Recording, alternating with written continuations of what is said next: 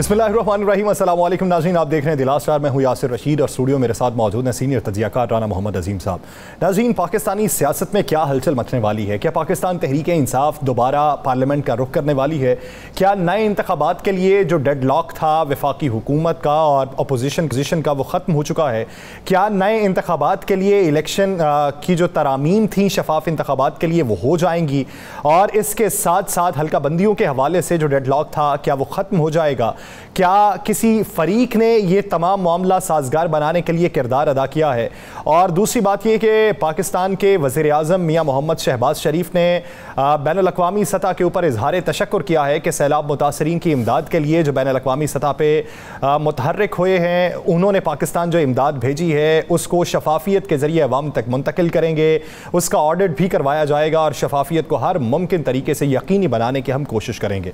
तो इस पूरे सियासी मुआशी मंजरनामे में बात करेंगे। राना साहब की तरफ बढ़ते हैं। राना साहब, समझते हैं नए इंतखाबात के लिए राहें किस हद तक हमवार हो चुकी हैं? बिस्मिल्लाहिर्रहमानिर्रहीम। अस्सलातु वस्सलामु अलैका या सय्यदी या रसूल अल्लाह, अस्सलातु वस्सलामु अलैका या सय्यदी या हबीबल्लाह। देखिए यहाँ सर एक बात तो बड़ी क्लियर है और बड़ी वाज़ेह है। मैंने पहले भी कहा था, अभी कह रहे नए इंतखाबात के लिए तैयारी हो रही है और PDM की हुकूमत अपनी आखिरी सांसें ले रही है, इक़्तिदार की आखिरी सांसें ले रही है। आप समझें कि किसी वक्त भी ऐलान हो जाएगा कि जनाब हुकूमत की रुखसती का वक्त हुआ चाहता है। ये मैं आपको बता रहा हूँ कि किसी वक्त भी ऐलान हो सकता है। उसकी वजूहात बड़ी क्लियर और बड़ी साफ़ है कि मौजूदा हालात में महंगाई कंट्रोल नहीं हो रही, मौजूदा हालात में हुकूमत किसी भी चीज़ को कंट्रोल करने में नाकाम है। मौजूदा हालात में जो मौजूदा हालात जा रहे हैं इसमें हुकूमत किसी एक शोबे में भी कामयाब नहीं हो सकी। कोई एक शोबा मुझे बता दें जिसमें कामयाब हो सकी हो। बिजली, सैलाब की इमदाद, पेट्रोल की कीमतें, खाने पीने की अशिया, लॉ एंड ऑर्डर का मसला, सियासी अदम इस्तेहकाम, कोई एक मामला बता दें जिसमें आप ये कह सकें कि हुकूमत जो है इसमें कामयाब हो गई है और ये मामला सारे ठीक हो गए। कोई एक मामला ऐसा नहीं है। अब मज़ीद जो हालात ख़राब हो रहे हैं, हर रोज़ कोई ना कोई ऐसी चीज़ सामने आ रही है। हर रोज़ आप किसी ना किसी हुकूमत दलदल में फंसती जा रही है। जो आपको बिजली के बिलों पे रिलीफ दिया था वो रिलीफ ख़त्म होने जा रहा है। वज़ीर आज़म रिलीफ देते हैं, मुफ्ता इस्माइल जो है उसकी उल्ट खबर सुना देते हैं। यानी ये सारी चीज़ें आहिस्ता आहिस्ता जो है हुकूमत के ख़िलाफ़ जा रही हैं। यानी PDM में शामिल जितनी जमातें हैं उनका वोट बैंक इससे मुतासर हो रहा है, उसका वोटर इससे इनके खिलाफ हो रहा है। इनके उम्मीदवार अपने हलकों में जा नहीं रहे। अब वो वाज़े कहते हैं कि हम अपने हलकों में जाएं, लोग हमसे सवाल करते हैं। आपने देखा कल हमारे प्रोग्राम में कहा ना अली परवेज़ मलिक ने कि अब हलके में जाते हैं तो लोग हमसे सवाल करते हैं, हमें पता है। तो ये सारे मामला जो हैं, इन मामलात के बाद अगर आप ये सोचें कि हुकूमत इलेक्शन में नहीं जा रही तो वैसा नहीं है। मेरे पास इतला ये है कि इस हवाले से बाकायदा PDM के कई रहनुमाओं को ये कह दिया गया है कि जनाब बस बहुत हो गई है, अब इससे आगे काम नहीं चल सकता। इसीलिए मेरे पास खबर तो आज ये है कि बहुत से अरकान असम्बली जो हैं उनको कहा गया है कि आप अपने हलकों में इलेक्शन कैंपेन की तैयारी करें, आप अपने हलकों में अवामी राब्ता मुहिम जारी रखें, आप अपने हलकों में जाकर आवाम से राब्ते रखें। अब बहुत से लोगों को ये कहा गया है कि आप आवाम में जाकर ये बताएं कि ये जितनी महंगाई है, ये जितनी चीज़ें हैं, इसमें हमारा कोई कसूर नहीं है।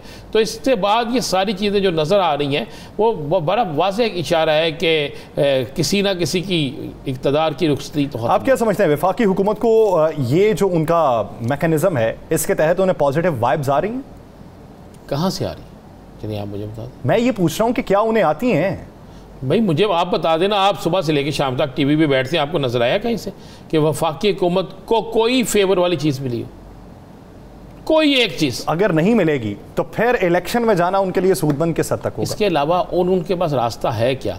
अभी तो अगर वो समझते हैं कि अभी हम हैं 25 पे और 25% लोग यानी हमें चाह रहे हैं, कहते हैं आने वाले दिनों में जब कहत पड़ जाएगा, खुदा ना खास्ता आने वाले दिनों में जब मज़ीद महंगाई होगी, आने वाले दिनों में जब मज़ीद हालात ऐसे होंगे तो फिर हम उस पोजीशन पे चले जाएंगे कि ना हम छोड़ते हैं फिर भी मरते हैं, रखते हैं फिर भी मरते हैं। वो कहते हैं अब तो किसी के पास दो 2.5 या 3 या 4 या 5 या 6 माह अबूरी सेटअप जितना भी अरसे के लिए किसी के पास होगा तो वो अबूरी सेटअप जो होगा वो बदनामी सारी उसके पेटे पड़ेगी, हमारे पेटे नहीं पर। ये उनका ख्याल है कि अबूरी सेटअप में सारी सारी महंगाई, सारी बुराइयां, सारी चीज़ें उनके पेटे पड़ जाएंगी और हम उसके बाद अपने वोट बैंक जो है वो बेहतर कर सकेंगे, ये उनका ख्याल है। अगर वो आप ये कहें कि वो इलेक्शन में नहीं जाना चाहते तो इमरान खान की पार्टी इस वक्त इस पोजीशन में मौजूद है।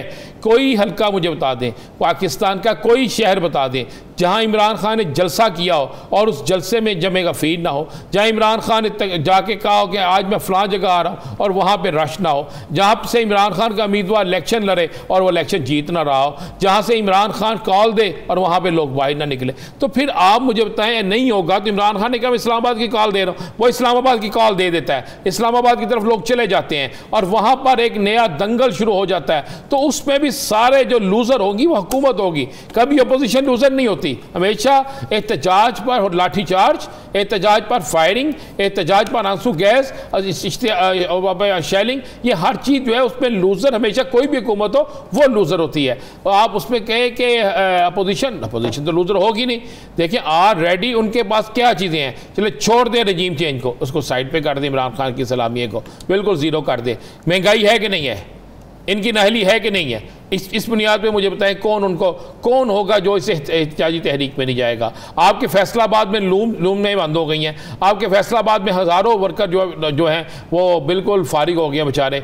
तो क्या मुझे किधर जाएंगे, सारे लोग एहतजाज में जाएंगे ना। अब लोग कह रहे हैं जी इस माह जो बिजली का बिल आएंगे वो मज़ीद खौफनाक आएंगे। जब वो बिजली के बिल जो है अगर उनमें से फ्यूल एडजस्टमेंट ख़त्म हो जाती है तो हुकूमत कहती है हम माशी तौर पर मर जाएंगे, अगर ख़त्म नहीं होती तो वहाँ मर जाएगी। मरना तो दोनों तरफ से किसी ना किसी ने है। तो फिर आप ज़हन में रखिएगा जहाँ पे कम अमवात होती है ना हमेशा उसी तरफ तवज्जो दी जाती है, जहाँ पे ज़्यादा अमवात हो उसकी तरफ तवज्जो नहीं, उसको बचाया जाता है। राना साहब, आप क्या समझते हैं पाकिस्तान में बढ़ती हुई महंगाई, डॉलर की बेकदरी, मनी लॉन्ड्रिंग की रोकथाम का ना होना आने वाले दिनों के अंदर ये कितनी अलार्मिंग सिचुएशन है और इसके अवामी रिटेलिएशन के कितने इम्कान हैं? देखिए आप जेहन में रखिएगा आने वाले दिनों में डॉलर मुझे तो मज़ीद महंगा होता नज़र आ रहा है। जैसे डॉलर महंगा होगा आपकी तमाम चीज़ें महंगी होंगी। जैसे डॉलर महंगा होगा पाकिस्तान की मौशियत जो है वो पीछे चली जाएगी, अच्छी नहीं होगी बल्कि बुरी होगी। तो यासर ये सारी चीज़ें जो है ये बड़ी खौफनाक हैं और इससे कोई अच्छा तासर नहीं जाएगा। मसलन आज मैं आपको एक बड़ी सिंपल मिसाल देता हूँ। आज मेरी तबीयत ठीक नहीं थी। एक तो आज आप सहाफ़ियों के लिए बड़ी ख़बर तो ये है ना, आज चौधरी परवेज़ लाई ने कमाल कर दिया है ना। आज उन्होंने F ब्लॉक भी दे दिया, फ़ेज़ 2 का भी ऐलान कर दिया, पूरे पंजाब में हर जगह सहाफ़ियों के लिए ऐलान कर दिया। और उसके बाद सहाफ़ियों के ऑपरेशन, इसके पेमेंटें, हेल्थ कार्ड के अलावा भी उसने कहा हम ये भी करेंगे। B ब्लॉक के कब्ज़े वाले जगहों पे भी मुतबादल अरेंज कर दिया। आज तो सहाफ़ियों के लिए तो बड़ा खुशी का दिन है। लेकिन आज जहाँ मैं आपको बताता हूँ कि उसके बाद कि मेरी तबीयत ठीक नहीं, तो मैं प्रोग्राम के बाद हॉस्पिटल गया। तो एक जगह जाके हॉस्पिटल जब मैं गया तो मुझे वहाँ पर बहुत बड़ी तादाद लोगों की मिली। उनमें से जो जानते थे उन्होंने हमें बताया कि जनाब हम में से अक्सर लोग जो बीमार होकर आए हैं वो डिप्रेशन का शिकार हैं। वो उनके ये हालात है कि उनके पास घरों के अंदर खाने के लिए खाना नहीं था, पीने के लिए साफ़ पानी नहीं है, हमारे पास इतने पैसे नहीं हैं कि हम आप अच्छी खुराक खा सकें, और उसके बाद हम बीमार हो गए। ज़हनी जो है ना वो तशद्दुद, ज़हनी तशद्दुद या आप इसे कह रही हैं ज़हनी बीमार, ज़हन का परेशान होना या डिप्रेशन का शिकार होना, उसने कहा उसकी वजह से हम बीमार हो गए और अस्पतालों में ज़्यादा आए। और मैंने देखा वहाँ पर ज़्यादातर लोग इसी वजह से आए थे। अब मुझे बताएं, जब हर घर के अंदर इस महंगाई की वजह से परेशानी होगी, हर घर के अंदर बिजली के बिल की अदायगी किस तरह करनी है ये सोचा जाएगा, तो यासर फिर आप ये डॉलर का बढ़ता हुआ ऊपर से रेट, ऊपर से सब्ज़ियों का नायाब होना, फल जो है वो तो सोच से बाहर चला गया। सब्ज़ियां जो हैं वो आपको, अब बैगन एक ऐसी सब्ज़ी थी जिसे लोग कहते हैं सबसे सस्ती है, अब वो नहीं मिलती। अब वो आप देखें किस रेट पे मिल रही है, बाकी चीज़ें आप देखें किस रेट पे मिल रही हैं। मुनाफाखोर जो माफिया है वो एक अलहदा मुतहरक है, सारा कुछ है। देखें इस हुकूमत को या तो पाकिस्तान को बचाने के लिए अपना भरपूर किरदार अदा, किस तरह किरदार अदा करना पड़ेगा, अपनी ज़ात की नफ़ी करना पड़ेगी। आपको दुनिया से मिलने वाली इमदाद का सही इस्तेमाल करना पड़ेगा। आपको अवाम को अपने एतमाद में लेना पड़ेगा। अवाम को एतमाद नहीं है इस हुकूमत पर। मैं तो बड़ा सिंपल सी मिसाल दी है कि शहबाज शरीफ साहब ऐलान करते हैं 300 यूनिट तक, ऐसा ही है, और मुफ्ती इस्माइल साहब ऐलान करते हैं जनाब ये पैसे आपसे अभी लिए जाएंगे, तो किस पे इतबार करें? वज़ीर आज़म पे, मुफ्ता पर? इस वक्त तो ज़्यादा इतबार मुफ्ता इस्माइल पर होता है, क्योंकि वो जो कहता है वही होता है। वो कहता है पेट्रोल की कीमत बढ़नी है, वज़ीर आज़म साहब कहें कि इंटरनेशनल पेट्रोल की कीमतें कम होंगे तो हम कम कर देंगे, लेकिन मुफ्ती इस्माइल साहब बढ़ा देते हैं, तो इसका मतलब वो ताकतवर हुए। और इसी तरह उन्होंने अब कह दिया तो वही ताकतवर है ना। वज़ीर आज़म तो मुझे लगता है कि बिल्कुल बेचारे जो हैं। राना साहब, आवाम का क्या बनेगा? मेरी लैंडलॉर्ड हैं, वो 70 साल बेवा खातून है, उनका एक बेटा है, वो जहनी बीमारी का शिकार है, घर से वो निकलते नहीं है, एक पंखा या एक एसी, और एसी भी वो है कि वो ये कहती हैं कि 2-3 घंटों बाद मेरी हड्डियों में दर्द शुरू हो जाता है, मैं बंद कर देती हूँ उसे।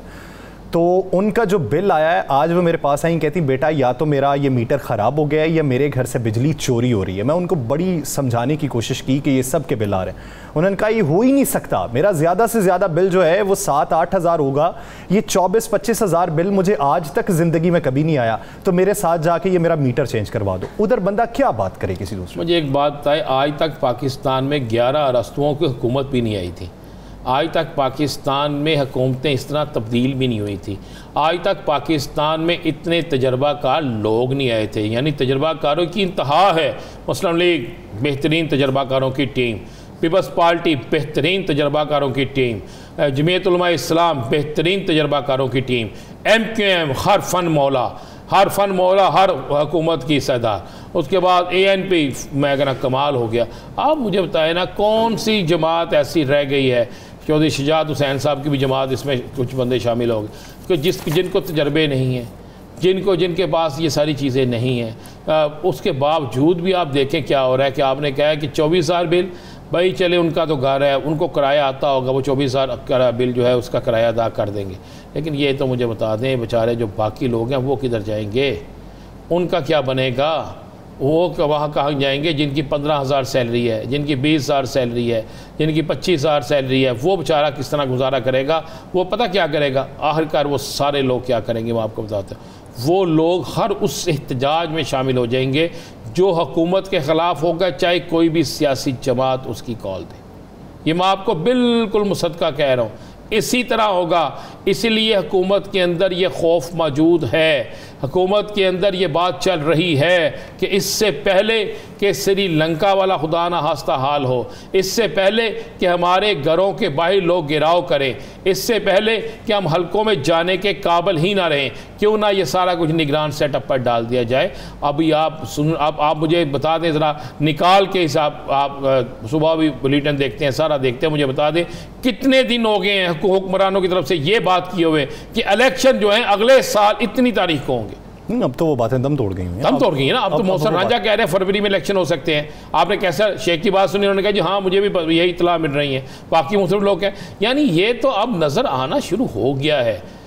ये ज़रूर है कि सैलाब ज़दगान की बहाली के बाद इलेक्शन होंगे, लेकिन इलेक्शन की डेट अनाउंस हो सकती है। निगरान सेटअप मैं आपको कह रहा हूँ कि उसकी तैयारी है और हुकूमत की रुखसती का वक्त हुआ चाहता है। खान साहब की नई हिकमत अमली क्या है? वो कॉल कब देंगे? शायद कॉल का टाइम ही ना मिले, शायद कॉल का वक्त ना हो, शायद कॉल से पहले ये सब कुछ हो जाए। उन्हें इस बात का इदराक तो होगा? सब चीज़ें हैं जी, एक एक चीज़ उनके नोटिस में है, एक एक चीज़ उनके जहन में है, एक एक चीज़ का उनको इल्म है। तो हो सकता है ये कॉल का मरहला ही ना आए। कॉल के लिए प्लानिंग पूरी है या फिर अभी ये एक पॉलिटिकल बयान है? तैयारी पूरी है, प्लानिंग पूरी कह रहे हैं, तैयारी पूरी है। इतनी तैयारी है कि जितना कोई सोच नहीं सकता, इतनी तैयारी है, मैं फिर आपको कह रहा हूँ जितना कोई सोच नहीं सकता। खान साहब मुकम्मल तौर पर तैयार, फिट, और उनकी टीम फिट, वो मुकम्मल तौर पर तैयार हैं। इस वक्त इस दफ़ा तमाम तार इंतज़ामात के बावजूद एक बड़ा सरप्राइज़ वो देंगे, ये मैं आपको बिल्कुल कह रहा हूँ। एक बड़ा सरप्राइज़ देंगे और वो सरप्राइज़ इतना खौफनाक हो सकता है कि उसके बाद फिर मुज़ाकरात के रास्ते भी बंद हो जाते हैं और उसके बाद फिर आप ये कहें कि सारे मामला ठीक हो जाएंगे, वो मामला ठीक भी नहीं होंगे। देखें यासर, एक चीज़ तो आप नहीं ना, वो कप्तान कितना पुरुमीद है कि उसकी गुजरांवाला की तकरीर में आपने उनके चेहरे के तासरात देखे, और आज वो देखें, आज वो सैलाब ज़दगान के लिए फिर दोबारा आवाम से अपील कर रहे हैं, आ रहे हैं। उन्होंने तो यानी ज़हन बना लिया है कि मैंने सलाम ज़दगान की भी मदद उसी तरह करनी है और अपनी एहतजाजी तहरीक को भी इसी तरह चलाना है। चले आप अगर पूछ रहे हैं, मैं आपको बता देता हूँ, अगर सितंबर के एंड तक इलेक्शन की डेट्स अनाउंस ना की गई या निगरान सेटअप का ऐलान ना किया गया तो अक्टूबर का पहला हफ्ता जो है, सितंबर का आखिरी हफ्ता या अक्टूबर का पहला हफ्ता इस्लामाबाद के अंदर धरने का ऐलान होगा। अच्छा, अक्टूबर का पहला हफ्ता या सितंबर का आखिरी हफ्ता, अगर निगरान सेटअप का ऐलान नहीं होता या नए इंतखाबात का ऐलान नहीं होता।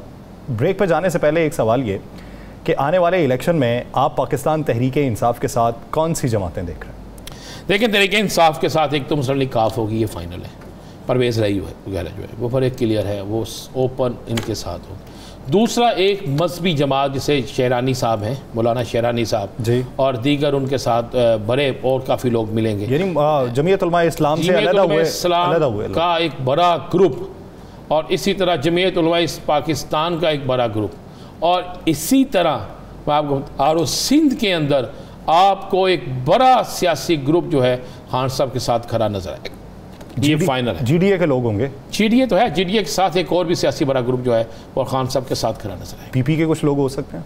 पीपी के लोग तो छोड़ के जा रहे हैं, मैंने आपको कहा था पीपी के बहुत से लोग छोड़ के जा रहे हैं। आइंदा आने वाला इलेक्शन सखर, लारकाना, दादू, ये दादू जो है, ये यहाँ पर आपको सोच नहीं आपकी कि होगा क्या। और हैदराबाद कराची तो है ही सो है ना सही। ये बाकी जो मैंने आपको शहर शिकारपुर गरी यासीन, इन इलाकों में ज़रा आप देखिएगा कि कप्तान के वोटर कहाँ से निकल के आते हैं, कप्तान के पास कौन कौन से अहम शख्सियात उनकी जमात में शमूलियत इख्तियार करती हैं। सारी तैयारी हो चुकी है। पीपल्स पार्टी की पहली दफ़ा पीपल्स पार्टी की अपनी सफ़ों के अंदर हलचल मचेगी पहली दफ़ा, और ये इतनी खौफनाक हलचल होगी कि इससे अगर कोई कहे बचें तो मुमकिन मुझे नज़र नहीं आता। भाई अगर ख़ान की पोजीशन ना होती तो खुदा की कसम ये 2 दिन पहले इलेक्शन का ऐलान कर चुके होते, बल्कि 2 माह पहले इलेक्शन का ऐलान कर चुके होते। इनको खौफ क्या है? ये बार बार कहते थे ना इमरान को इलेक्शन कराओ, इलेक्शन कराओ, इलेक्शन कराओ। अब ये इलेक्शन क्यों नहीं कराते? क्योंकि इनको नज़र आ रहा है कि इलेक्शन कराया तो हम सब के साथ वो होगा कि जिसकी वो ये तो नहीं, जिसके मतलब ये सोच भी नहीं सकते थे। तो लिहाजा अब ये सारी चीज़ों पे आके जो चीज़ें ख़त्म हुई हैं, जो एंड पे जो चीज़ें जा रही हैं वो यही है कि सियासत के अंदर बहुत बड़ी तब्दीली आ रही है, और तब्दीली ये होगी कि पहली दफ़ा कप्तान की अपनी टीम तो है, बहुत सी जमातें कप्तान के साथ चलने के लिए ख़ुद राब्ते कर रही हैं, और बहुत से राब्ते हो चुके हैं, और बहुत से राब्तों के हवाले से काम भी मुकम्मल हो चुके हैं। राब्ते बहुत से हो चुके हैं, बहुत से राब्तों के हवाले से काम मुकम्मल हो चुका है। नाज़रीन, इसी सियासी मंजरनामे पे मज़ीद भी बात करेंगे, लेकिन एक शॉर्ट ब्रेक के बाद कहीं नहीं जाएगा। Stay with us.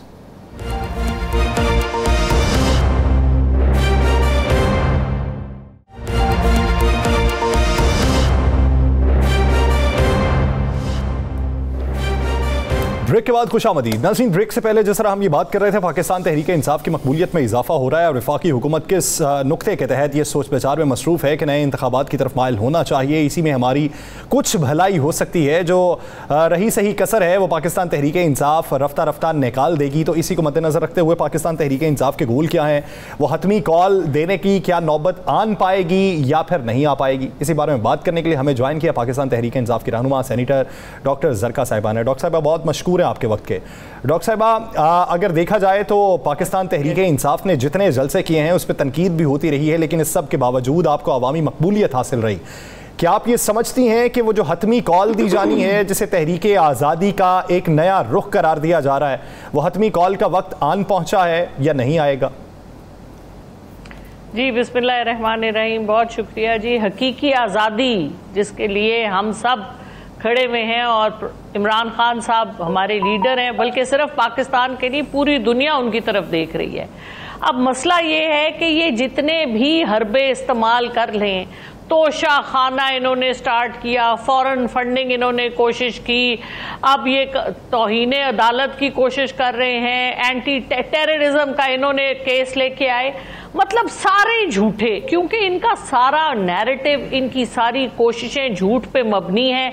ऐसा वजीर आजम जिसका बेटा और वो खुद दोनों जिन पे फर्दे जुर्म आयद होना था, जिस दिन उन्होंने हल्फ लिया, यानी ये सारे का सारा सिस्टम ही दीमक ज़दा और करप्शन से भरा हुआ सिस्टम है।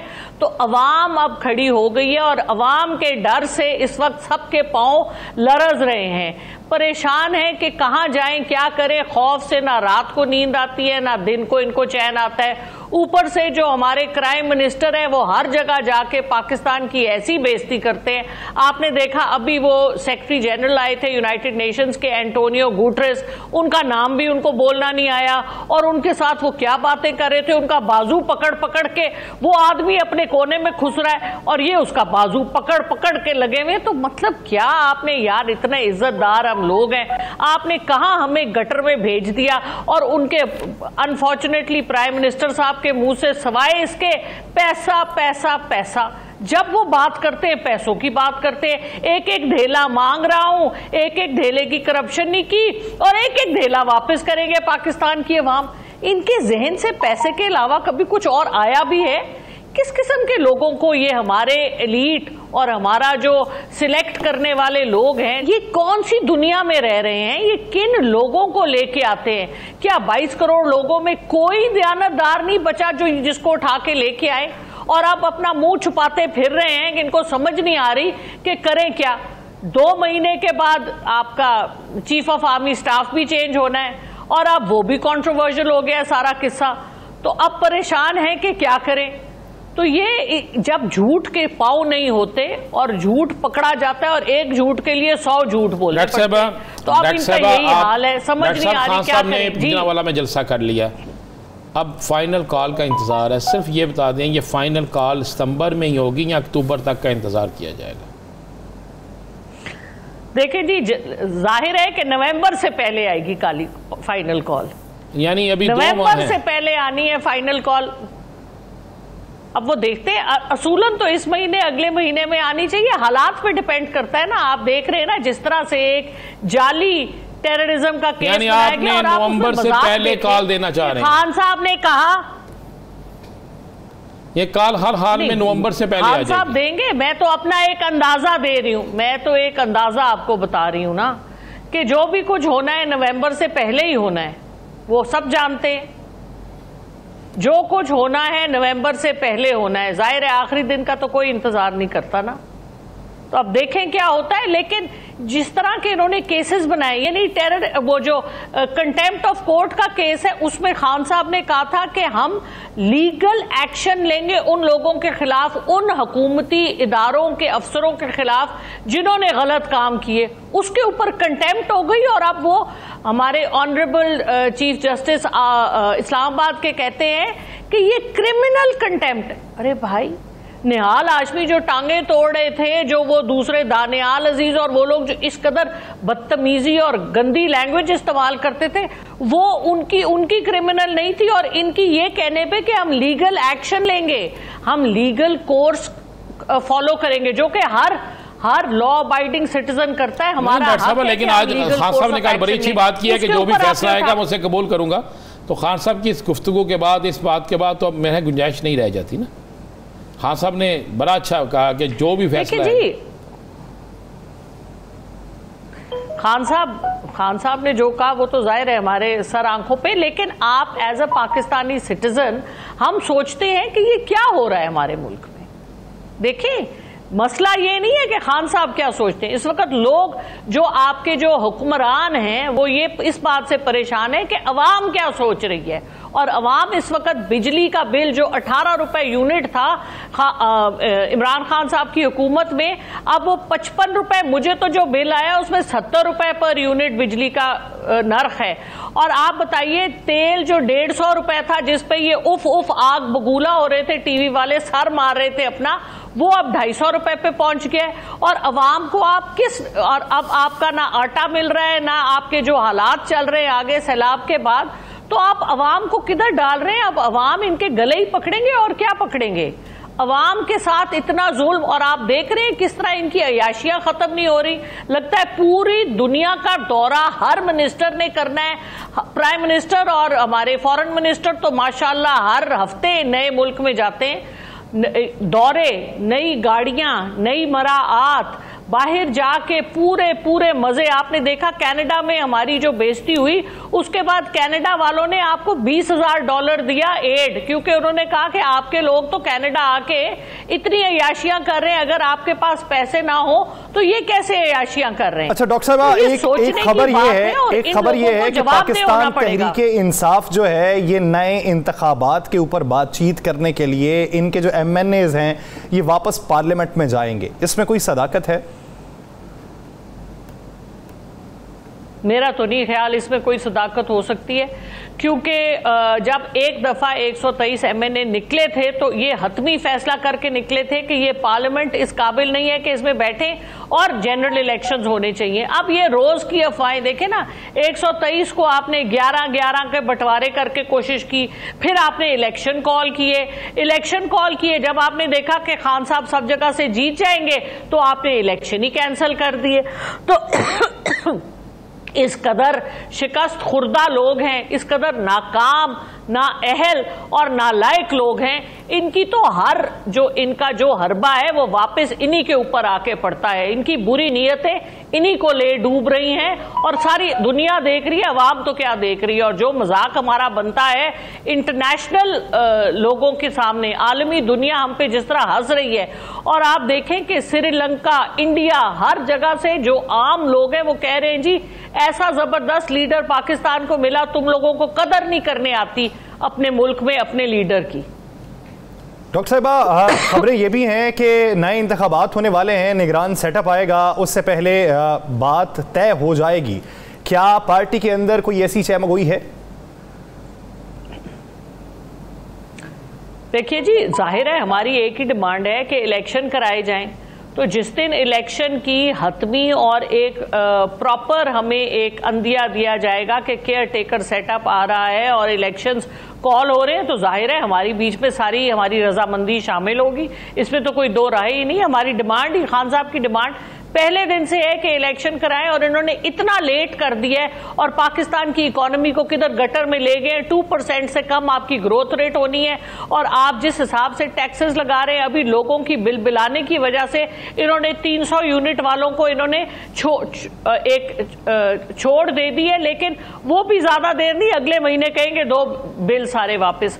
तो इन्होंने तो इस तरह हमारे ऊपर हुक्मरानी कर रहे हैं जिस तरह ये ईस्ट इंडिया कंपनी होती थी, जिस तरह ये, जो कि ये है ही इंपोर्टेड हुकूमत है, यानी ये एक फॉरेन हुकूमत है जो हम लोगों से आके टैक्सेस ले रही है और अपनी जेबें बाहर भर रही है। तो इन लोगों को तो भगाना चाहिए यहाँ से, और पहले इनके हिसाब लेना चाहिए कि हमारे पैसे वापस करें। जो हमसे पैसे लेके ये अपने अकाउंट्स बाहर भरते हैं, पिछले 30 साल से ये यही कुछ कर रहे हैं, पिछले 30 साल से यही कुछ कर रहे हैं, अकाउंट भर रहे हैं। और पाकिस्तान तहरीक इंसाफ का जो मुतालबा था कि नए इंतखाबात हों, वो मुतालबा अगर हुकूमत मानती है तो मेज़ पर बैठने को तैयार है। बहुत शुक्रिया डॉक्टर ज़रका साहिबा इस हवाले देने के लिए। नाज़रीन, दीगर इश्यूज़ पर बात करेंगे एक ब्रेक के बाद, कहीं नहीं जाएगा, स्टे विद अस।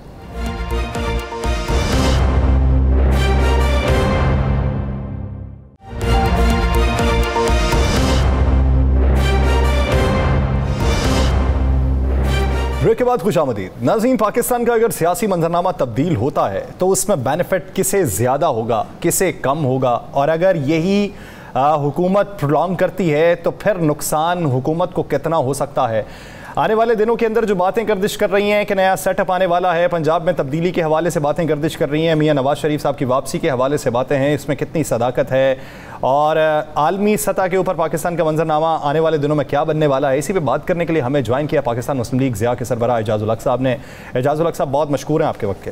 एजाज़ुल हक साहब, खान साहब के हर जलसे के बाद एक जो तस्वीर है वो ट्विटर और सोशल मीडिया के ऊपर वायरल हो जाती है, जिसमें आप गाड़ी ड्राइव कर रहे हैं और खान साहब आपके साथ बैठे हैं, यानी वो लगता ये है कि हर जलसे में आप मौजूद होते हैं। अब इसमें सदाकत क्या है वो तो आप ही बताएंगे, लेकिन ये बताइए कि पाकिस्तान तहरीक इंसाफ का मुस्तकबिल आप क्या देख रहे हैं? जो तलवार लटक रही है सर के ऊपर, हट जाएगी?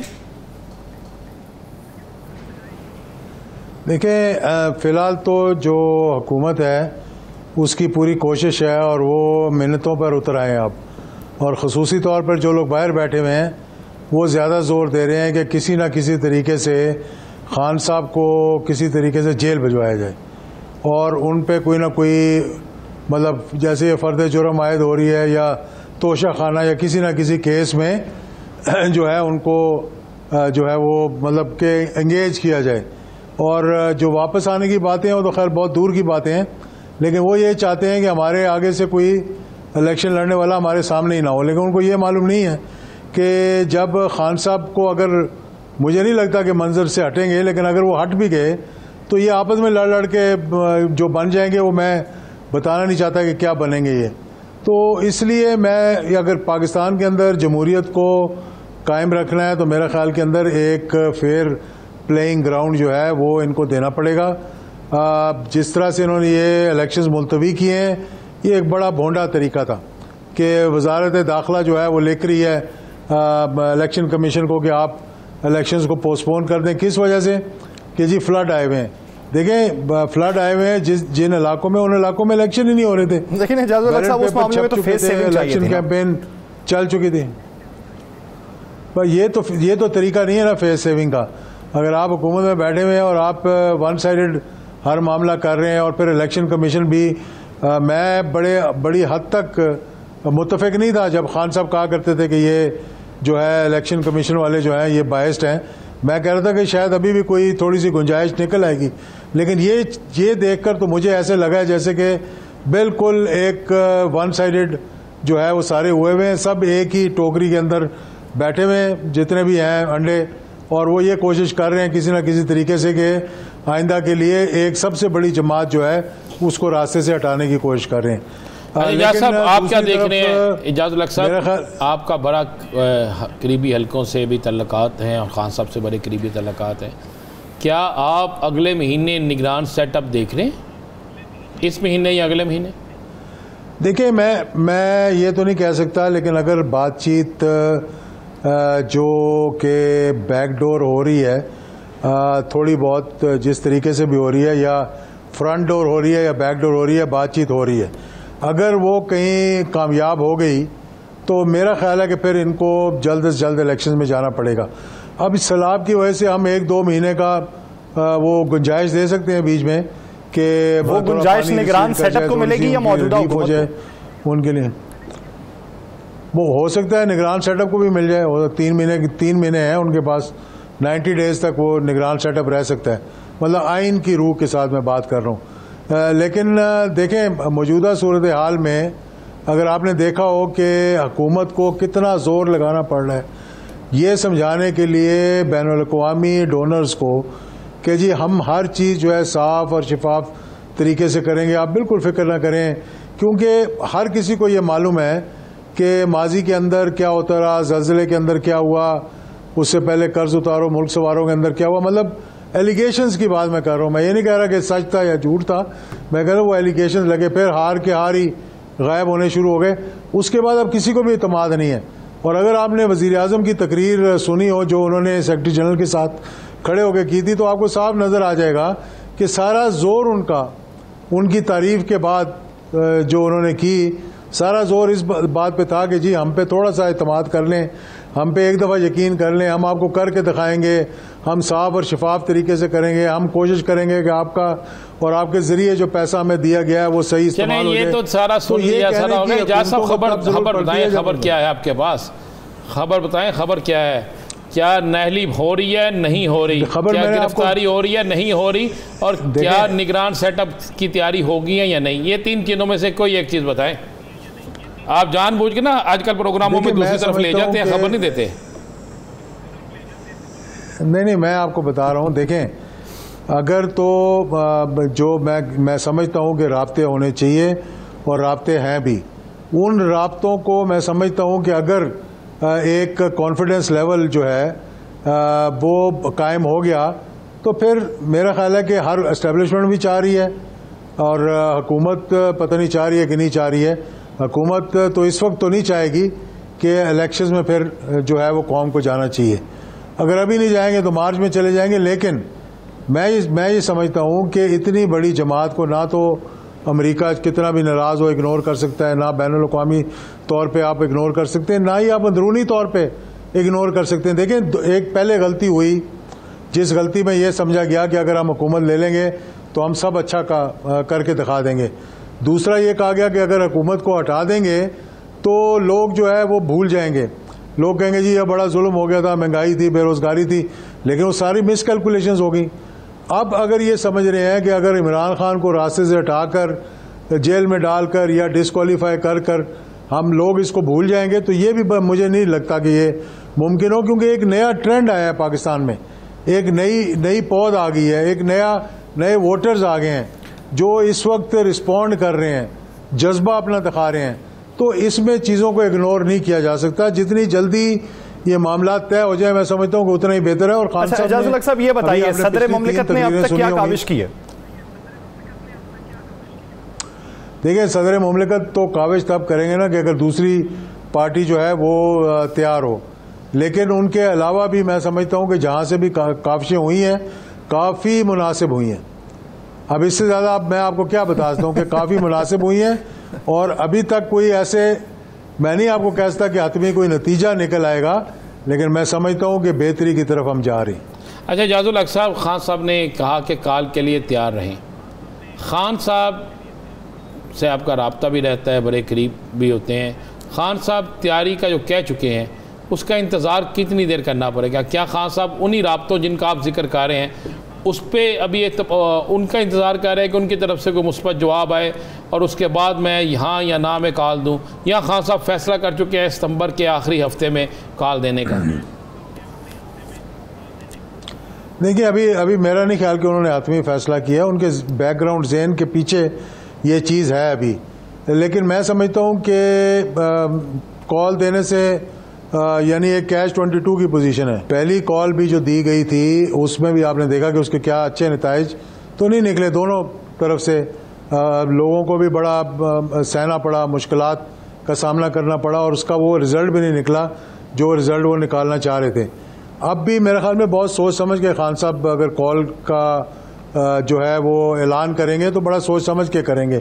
हाँ, ये ज़रूर है कि थोड़ा बहुत कुछ लोगों ने पंजाब से रब्ता करके ये बताया है कि उनको कुछ दबाव उन पर डाला जा रहा है। पता नहीं कहाँ से दबाव डाला जा रहा है, लेकिन दबाव उन पर डाला जा रहा है। इसलिए खान साहब ने 2-3 मरतबा कहा कि ये पंजाब की हुकूमत गिराने की कोशिश कर रहे हैं, लेकिन उसके लिए इनको सुप्रीम कोर्ट के जो फैसले हैं उनके बरक्स किसी ना किसी तरीके से फिर ये कहना पड़ेगा जी काफ लीग जो है वो under the supervision of Chaudhry Shujaat है, नॉट अंडर परवेज अलाई। ये मुश्किल एक मरहला नजर आ रहा है। उसके अलावा मुझे नहीं लगता कि पंजाब की हुकूमत को गिरा कर कोई फायदा होगा इनको। अच्छा एजाजुल साहब ये बताइए, जब आप ये कहते हैं कि खान साहब के गिर्द घेरा तंग नहीं होगा, मसाइल इतने नहीं बढ़ेंगे और मामला फहमी की तरफ लोग बढ़ेंगे, तो मियां मोहम्मद नवाज शरीफ की वापसी के हवाले से जो बातें की जा रही हैं, क्या उनकी वापसी के लिए फजा साजगार हो जाएगी? उन्होंने कंडीशन दी है कि उन्होंने कहा कि इसको पहले खान साहब को सजा दें तो फिर मैं वापस आ जाऊंगा। ये मेरी इंफॉर्मेशन है और बड़ी ऑथेंटिक इंफॉर्मेशन है। तो खान साहब को खुदा ना अगर खान साहब को सजा देते हैं तो उसके बाद क्या आप मुल्क के हालात बेहतर नजर आते हैं आपको? नहीं, बिल्कुल बेहतर नजर नहीं आते। मैं तो समझता हूँ कि एक बहुत बड़ा केओस होगा। हम जमहूरियत की जो गाड़ी है पटरी से उतर जाएगी और मुल्क अफरा तफरी में फैल जाएगी मुल्क के अंदर। फिर इंटरनेशनली भी फिर लोगों को एतमाद नहीं आना आप पे। आपकी मईशत जो थोड़ी बहुत संभल सकती है वो भी नहीं संभलनी आपसे। फिर मैं कहूँगा कि वही हालात हो जाएंगे जो दूसरे मुल्कों में हुए हैं, जहाँ पर आपने देखा कि मईशत जो है बिल्कुल तबाह हो गई, और उसकी वजह जो थी वो यही थी कि मिस गवर्नेंस थी, और जो मेजॉरिटी थी उसको मिनॉरिटी में कर दिया, जो मिनॉरिटी थी उसको मेजॉरिटी में कर दिया, और फिर वो नतीजे निकले जो कि मतलब अब तक वो भुगत रहे हैं। तो इसलिए मैं ये कह रहा हूँ कि अगर तो बेटर सेंस प्रिवेल करे, और हुकूमत के लिए भी ये बेहतर है, और हुकूमत के अंदर जो 15 जमातें 14 जमातें जितनी जमातें भी हैं, अगर वो भी थोड़े बहुत, कई तो उनमें से बड़े जमहूरियत के अलम बरदार बनते थे, मतलब उन्होंने जेलें भी काटी और मुश्किलात का भी सामना किया, हैदराबाद ट्रिब्यूनल से भी सजाएं मिली उनको, और कह दी कि हम जमहूरियत के लिए लड़े। वो लोग भी आजकल ये चाह रहे हैं कि किसी ना किसी तरीके से अपोजिशन जो है वो रास्ते से हट जाए और हम हुकूमत में आकर बैठ जाएं, जो कि अब बैठे हुए हैं डायरेक्टली या इनडायरेक्टली। तो मेरा नहीं ख्याल कि ये मुल्क के लिए बेहतर होगा। मैं ये अपनी राय भी दूंगा और मैं इस पर जोर भी दूंगा कि मैं समझता हूँ कि हुकूमत को भी चाहिए, दीगर अदारों को भी चाहिए, इलेक्शन कमीशन को भी चाहिए, सुप्रीम कोर्ट को भी चाहिए कि जो किरदार अदा कर सकते हैं अपना अपना किरदार अदा करें, ताकि जमहूरियत पनपती रहे इस मुल्क के अंदर और हम बेहतरी की तरफ जाते रहें। एजाज साहब, वफाकी हुकूमत के बेशतर वज़रा की राय ये है कि इस वक्त जो वक्त है वो सियासत का नहीं है, मिसाक मईशत तय करने का वक्त है, जिसके लिए तमाम स्टेक होल्डर्स का इत्तफाक राय चाहिए। आप उनकी इस मंतिक को किस हद तक दुरुस्त मानते हैं? मैं बिल्कुल कहता हूँ दुरुस्त है, लेकिन मंतक तब दुरुस्त होगी जब जिस तरफ हम जा रहे हैं, अगर ये इलेक्शंस का ऐलान करें तो उसके बाद ये बैठकर एक चार्टर ऑफ इकॉनमी भी बनाएं, मईशत के बारे में भी जो करना है करें, और इसको जो ज़्यादातर लोग ये कह रहे हैं कि नेशनल सिक्योरिटी काउंसिल के तहत ये सारा होना चाहिए, जो चार्टर ऑफ इकॉनमी हो, ताकि कोई गारंटी हो, बाहर के मुल्कों को गारंटी हो कि कम से कम एक अदारा जो इंटैक्ट है वो कम इसकी गारंटी हमें कर रहा है कि मामलात को सही तरीके से चलेगा, हमारी इन्वेस्टमेंट जो है वो महफूज होगी। इस वक्त आपको पता है कि जितने पाकिस्तान के अंदर CPEC से लेकर जितने प्रोजेक्ट्स यहाँ पर आ रहे थे, आपके दोनों तरफ जो आपके नेबर्स हैं आपके खिलाफ हैं, ईरान के साथ आप मामलात कर नहीं सकते, तो हम एक फंसे हुए हैं। सारी चीज़ें रुकी हुई हैं एक किस्म की, क्योंकि लोगों को एतमाद नहीं है, एतबार नहीं है। अब वो सब बैठकर देखेंगे कि आने वाले इलेक्शन चाहे साल के बाद हों, हर कोई एक साल के लिए पहिया अपना रोक देगा, तो उससे क्या हमारी मईशत को सहारा मिलेगा या नुकसान होगा हमारा। तो इन चीज़ों पे गौर करने की ज़रूरत है, मैं समझता हूँ।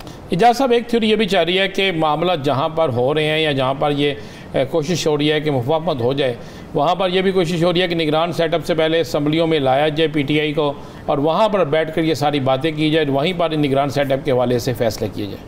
इसमें कितनी हकीकत है? देखिए, हर चीज़ पे बात हो सकती है, लेकिन इलेक्शंस की एक डेट, मैं नहीं कहता कि आप सितंबर में ले आएँ, अक्टूबर में ले आएँ, मार्च में ले आएँ, एक डेट दे दें। आप कहें जी कि हमने ये फैसला किया है, एस्टेब्लिशमेंट जुडिशरी मिलकर और हुकूमत के साथ बात करके आप कहें यार एक डेट दे दें, उसके बाद आपने जो भी फैसले करने हैं मेरा ख्याल है कि बातचीत के जरिए हो सकेंगे। अगर थोड़ी दिनों के लिए असेंबली में भी बैठना पड़े, मैं नहीं अभी समझता कि उनका क्या ज़हन में है, लेकिन मैं समझता हूँ कि इस चीज़ पे गौर ज़रूर हर कोई करेगा कि आगे हम मुल्क को आगे लेकर चलें, जमहूरियत को आगे लेकर चलें।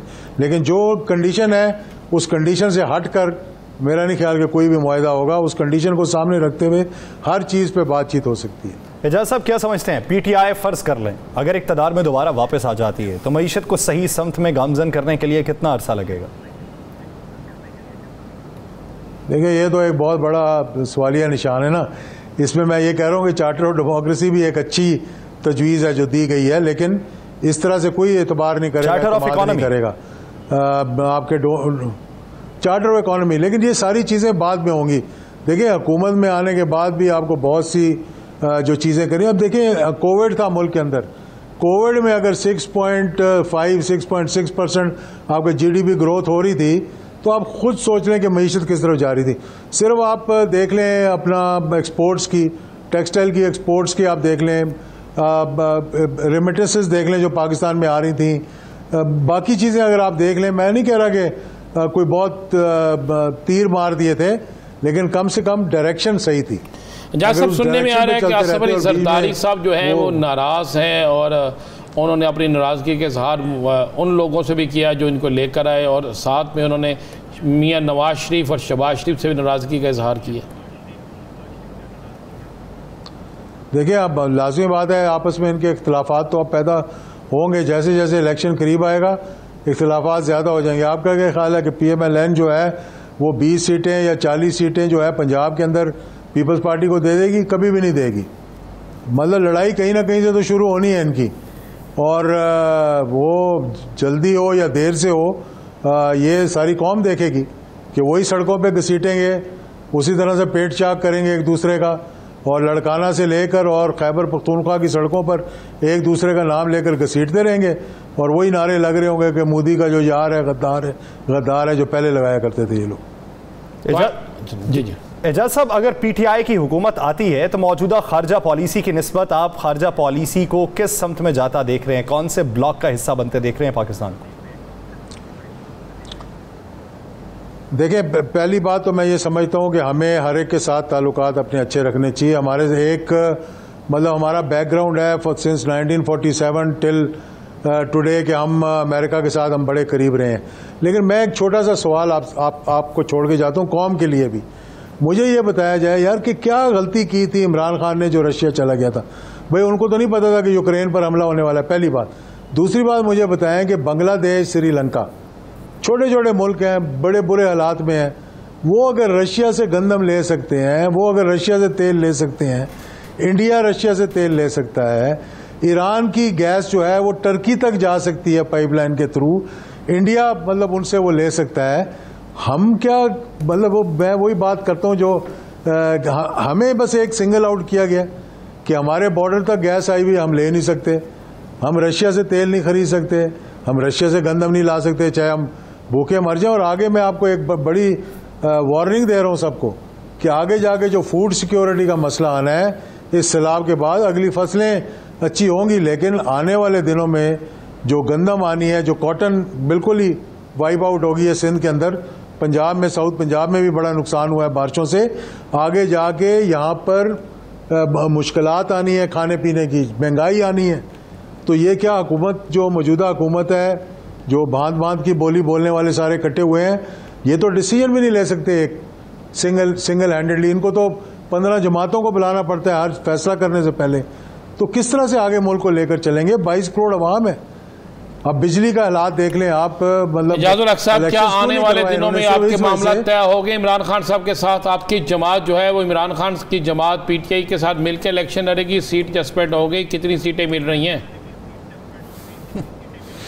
देखिए ये तो जब इलेक्शन आएगा तो फिर देखी जाएगी। मेरा मतलब कोई ऐसा वो डिमांड नहीं है, मेरी ऐसी कोई वेस्टेड इंटरेस्ट नहीं है। मैंने जितने दोस्तों को मिला हूँ, चाहे वो पीटीआई में हो, चाहे वो पीएमएलएन में हो, चाहे वो एस्टेब्लिशमेंट में हो, मैं एक ही बात कहता हूँ कि मेरा पर्सनली कोई वेस्टेड इंटरेस्ट नहीं है। इस वक्त मैं जब मुल्क के हालात देख रहा हूँ तो इतनी सियासत करने के बाद, इतना इक़्तिदार देखने के बाद मुझे कोई शौक़ नहीं है कि मैं 10 सीटें लूँ या 20 सीटें लूँ।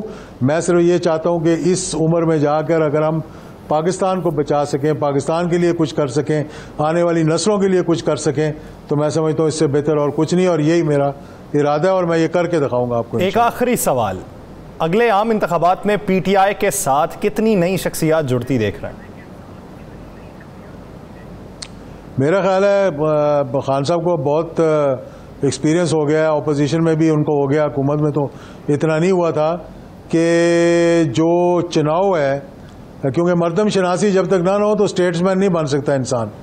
आप लीडर तो बन जाते हैं, आप इक़्तिदार में तो आ जाते हैं, लेकिन आप स्टेट्समैन नहीं बन सकते जब तक कि आप में मर्दम शनासी ना हो। और यही उनकी कमज़ोरी थी कि wrong people on the right places.